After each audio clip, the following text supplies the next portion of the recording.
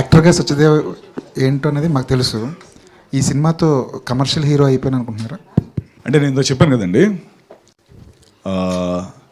Commercial hero అంటే సక్సెస్సే కాబట్టి, హౌస్ఫుల్సే కాబట్టి, ఆ హౌస్ఫుల్ హాల్ నిండినదే కాబట్టి, జనాల ఆదరణే కాబట్టి, వీటిలన్నీ అయ్యాయి కాబట్టి అయిపోయానని అనుకుంటున్నాను.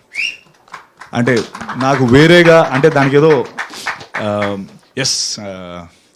చిన్న ఇలా స్లోమోలో స్పెక్ట్స్ పెట్టి ఇలా ఆ టైప్ కాదు, కానీ ఈ ఎలిమెంట్స్ కాబట్టి అయ్యాను అనుకుంటున్నానండి. అంటే but more than commercial success or commercial hero, నేను ఫస్ట్ నుంచి నేను ముందు నుంచి నా సినిమాలు అన్నిటికీ నేను చెప్పేది ఏంటంటే, నాకు ఒక ప్లాట్ఫామ్, డబ్బు పెట్టే ప్రొడ్యూసర్లు కానీ లేకపోతే సంస్థలు కానీ నాతో సినిమాలు చేయాలంటే నాకు టాలెంట్ ఒకటి ఉంటే సరిపోవట్లేదు, నేను కింద మీద పడి యాక్టింగ్ ఒకటే చేస్తే సరిపోవట్లేదు, ఓ సక్సెస్ కావాలి. ఆ సక్సెస్ నాకు ఇంకొక బిగ్గర్ ప్లాట్ఫామ్, బిగ్గర్ సంస్థని ఇస్తే అది నా యాక్చువల్ సక్సెస్. సో ఈ సినిమా అది చేస్తుందని నమ్ముతున్నాను. And to answer your question, yes. Zebra, ఈ కథ వినే ప్రాసెస్లో, సినిమా చేస్తున్న ప్రాసెస్లో, సినిమా అయిపోయిన తర్వాత రిజల్ట్ ఎవరేం మాట్లాడుకుంటున్నారు, ఎంతవరకు మనం రీచ్ అయ్యాం అని తెలుసుకునే ప్రాసెస్లో మీరు ఎంతవరకు మారారు? ఇక చేయబోయే కథల విషయంలో మీ ఆలోచన ధోరణి ఏమైనా మారుతుందా? సార్, నేను ఇందాక చెప్పినట్టు చాలా రాటదేలేనండి.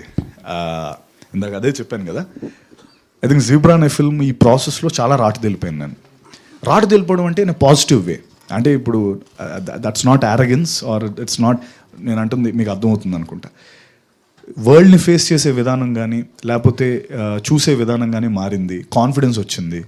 అరే, నా మీద ఇంత డబ్బు పెట్టి ఒక సినిమా చేశారంటే నా వర్త్ ఇది అని నాకు ఆ కాన్ఫిడెన్స్ వచ్చింది. ఆ సినిమా ఆదరిస్తున్నారని కూడా ఒక కాన్ఫిడెన్స్ వచ్చింది. ఆ విధంగా రాటుదేలాను, అది చెప్పగలుగుతాను. సెకండ్ క్వశ్చన్ మర్చిపోయాను సార్. అంతే. కథలు ఎంచుకునే విషయంలో ఏమైనా మారారు? ఇక ఎక్స్పెరిమెంట్లు వద్దు అన్న ఫీలింగ్ ఏమైనా వచ్చింది? సార్, అంటే ఇప్పుడు ఈ పర్టికులర్ ఫిల్మ్కి వచ్చే కమెంట్లు ఏమైనా అన్నీ కూడా నా hats off to your script selection అనే వస్తుంది. నీ స్క్రిప్ట్ సెలెక్షన్ అమేజింగ్ అనే వస్తుంది. సో అది అమేజింగ్ అన్నప్పుడు ఇంకా మారడం ఎందుకు సార్? నేను కరెక్ట్ రూట్లోనే ఉన్నాను, అది కరెక్టే అవుతుంది. బట్ అగైన్ ఈ సభాముఖంగా నేను చెప్పేది ఏంటంటే, నేను ఎప్పుడు చెప్పేదే చాలా ఆనెస్ట్గా నేను చెప్తున్నాను. ఈ విషయం ఏంటంటే, నా గొప్పతనం ఏం కాదు సార్.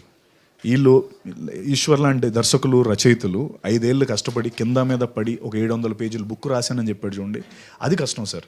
నాది కేవలం షాప్లోకి వెళ్ళి ఒక మంచి చొక్కా ఎంచుకోవడమే. ఆ చొక్కా ఎలా తయారుపడిందని మనకు తెలియదు, మనం ఆలోచించాం. ఎల్ని తాన్లు తీసి ఆడు కుట్టి చేసి నేసి వాట్ ఎవర్ ఇంత పెద్ద షర్ట్ చేస్తాడు. మందు only it's about selection. Okay, నాకు ఈ చొక్కా నచ్చింది, ఈ చొక్కా నచ్చలేదు.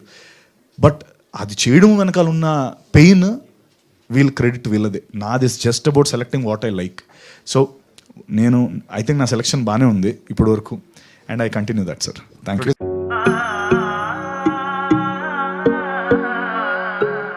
మనసైన మేని ఛాయా బంగారమే,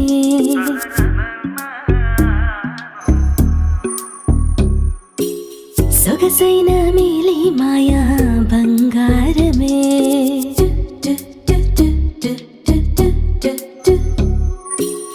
అనుబంధాల హారం బంగారమే, అనురాగాల తీరం బంగారమే, నవ్యమైన నాణ్యమైన స్వచ్ఛమైన మానేపల్లి బంగారమే.